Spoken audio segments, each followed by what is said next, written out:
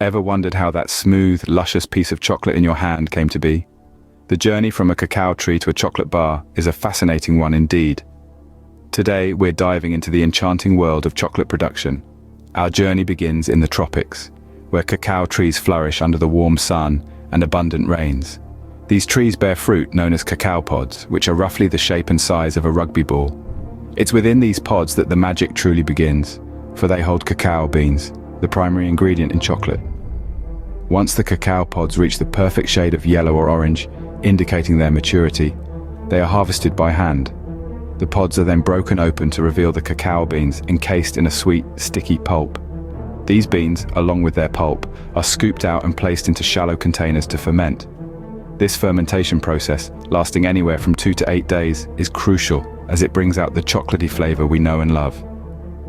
Post-fermentation, the cacao beans are sun-dried for up to a week. This process reduces moisture, further enhancing their flavor. The dried beans are then packed and shipped off to a chocolate factory for the next stages of their journey. Upon reaching the factory, the cacao beans are cleaned and roasted at high temperatures.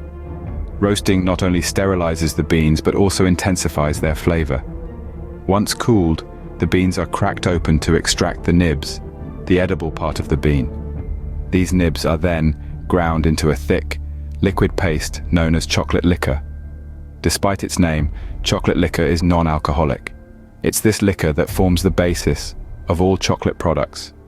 The chocolate liquor is further processed based on whether it's destined to become cocoa powder, dark chocolate, or milk chocolate.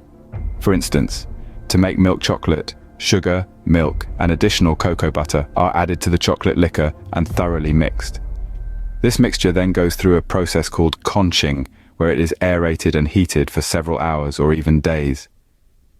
Conching smooths out the chocolate, giving it the velvety texture we adore.